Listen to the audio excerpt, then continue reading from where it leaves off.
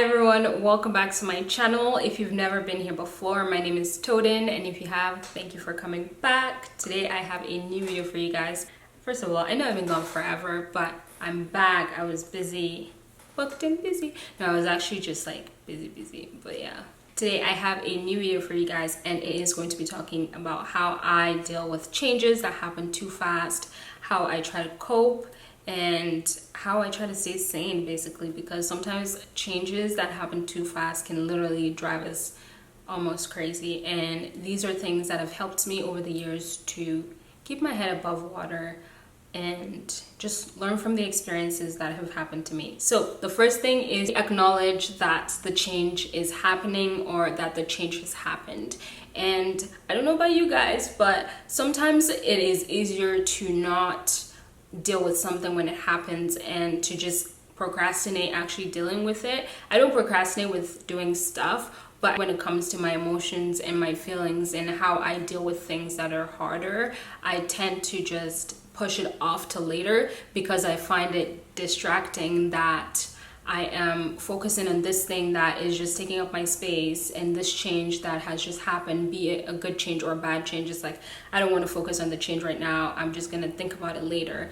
And for me, I've realized that that is actually not a good way to cope with things, because all I end up doing is procrastinating my feelings, never really getting to feel those feelings of the change that has happened. And sometimes changes happen so fast that you don't even get time to process what just happened. So sometimes it's not really necessarily on me or the person or whatever, the hypothetical situation. It's just what happened. And now, obviously, I've realized as I'm growing up and seeing how things that I've left undealt with or things that I have procrastinated dealing with kind of resurface. It's funny how things that you don't deal with always resurface. Like, you can think you can procrastinate dealing with something and, oh, maybe I've forgotten it, but it will always come back.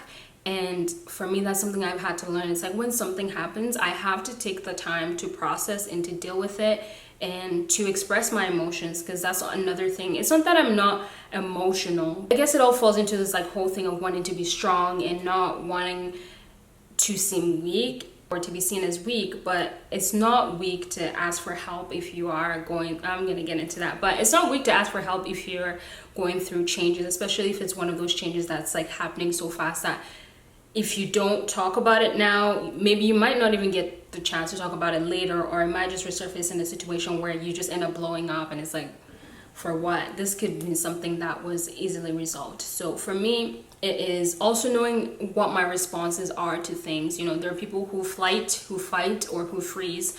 And I think depending on the situation, sometimes it's like my first instinct is to fight something. And trust me, if there's anything that I'm good at, it's probably running away from my problems. Like, I don't want to deal. I think it's like I'm so scared of feeling because I think I feel too much. It's like I see, that's another thing that I segue. Let's just, you know what? Let's just segue the whole entire video. Let's be real. With feelings and with emotions, I always feel that if I feel things too deeply, that again, it would distract me. And I don't like distractions, so I always procrastinate my feelings. There's been times where I go through like maybe a breakup or something, and it's like I don't even feel the breakup immediately. I don't even realize, like, my brain doesn't process it that instant. But then years later, when this thing has happened like years ago, that I should have dealt with it years ago and I would have been over it, it comes up again, and it's like, what is this? Like, I thought I was over it, but because I didn't give myself the time to process it and to actually like go through those motions and like cry or be sad. I remember times where I would like literally go through breakups. Like, I would cry. There was a breakup that I cried a lot, but after that breakup, I literally made up my mind. I was like, I'm never crying over a breakup ever again in my life. If someone breaks my heart, I'm going to go and do me regardless. And I had that attitude, and it was great because it propelled me to do a lot, to not be, you know, so emotional too, and to pace myself when it comes to like relationships. But at the same time, I feel like that kind of went into the extreme where it's like, I honestly feel cold. Like, I could cut people off and just, it would be no big deal. I would just be like, oh, another one. Lots of fish in the sea. One dies, there's another one. Who's next? I'm not saying I'm jumping from relationship to relationship, don't get me wrong, but it's like I just feel this coldness about me, and I don't like that. And for me, it is acknowledging those changes and taking the time to actually process them. There's a difference between just acknowledging that, oh yes, a change is happening, but also taking the time, the effort to process it, to talk with a professional about where my head's at. Don't wait till 2020 to start processing stuff that happened in 2017. Like, I know people process things differently, but for me, I've realized that whenever something happens to me, it's just best for me to process it right there and then, as opposed to procrastinating on processing or procrastinating on acting on something that I know that I should probably acted on earlier. The second point I'm actually going to take from one of the plays that I find myself going back to and reading, just because every time I've read it, not only have I been older and I feel like I can grasp it a little bit more, I also feel like it has a lot of life lessons when it comes to existentialism. So if you like existentialism, you might want to check this one out. It's called Rosencrantz and Guildenstern Are Dead by Tom Stoppard. He's also the writer of Arcadia. If you haven't read that, go read it. It's a pretty nice play. It goes off of the story of Rosencrantz and Guildenstern in Hamlet, and that one's obviously written by Shakespeare. And one quote that really stands out to me is when one of the characters was saying to look at every exit as an entrance somewhere else. Sometimes you read something and it's like, you just read it and it's whatever. And then sometimes you read things and you're in a different season in your life that it just hits. And they also have a movie of it, so it's like a 1990 film. If you want to check that out, it's definitely online. I find it very difficult to be that optimistic, I would say, to think that there is always an entrance somewhere else. And it probably comes with age, you know, maybe as I grow up and I have more experiences with life, I will start to be more optimistic about that. But I do find it really hard to think that there's always another entrance. Even though there is always another entrance, it might not be the one that you were thinking or hoping for, but that there is always another entrance, and that good can actually come from change. I think something else that I think about when I think about change, because I haven't always had the best experience with change. It's like the moment of changing is not a comfortable process. And I think for me, I don't know if this is like PTSD of like having so many changes that happened at once, but when too many changes happen at once, it's hard to think that maybe it is an entrance to somewhere else, or maybe that it can lead to somewhere else because of the present moment that you're in and the situation, or the circumstances that surround your situation. And there's always an entrance. Most of the time there's an entrance, and you just have to find one. And I think another thing that I think about is that I think that as I exit, I'm going right into the entrance. And sometimes it's not like that. Sometimes it's a whole process of getting to that entrance of something else. And for me, it is also a process of discovery for myself, to discover what that entrance is that I'm entering to.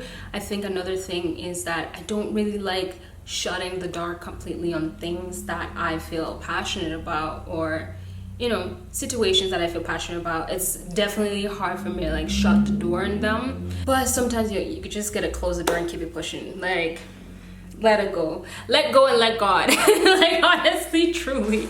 So that is something that I'm also learning, that good can always come out of change, and that it doesn't always have to be something bad that comes out of the change. And even if something bad does come out of the change, it would be a learning experience for me, or for you, or for whoever is watching this video. The third thing is to do things as regular. So if you go to work and you go to school, or if you are just like doing your own thing, exercising, whatever, just do things as regular and surrender control. And I think that's another thing that I'm also learning, is that I need to learn to give up control in situations that are completely out of my control. I can only do so much. I will try my best to control the things and the variables that I can control, and like the small minute things that I can do differently.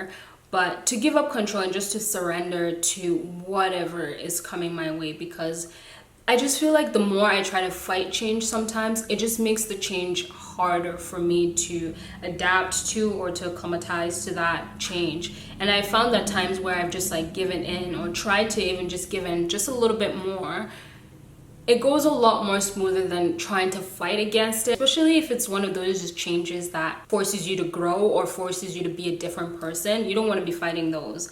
But as a person, obviously hindsight is 20/20. There's no way for me to know that, oh, this change is supposed to make me grow. If I knew the change was gonna make me grow, you really think I'm gonna fight the change? Maybe a little, but yeah, just learning to give up control and surrendering to change, because change is the only constant thing, right? As long as we're alive, we're always gonna have highs and lows and ups and downs.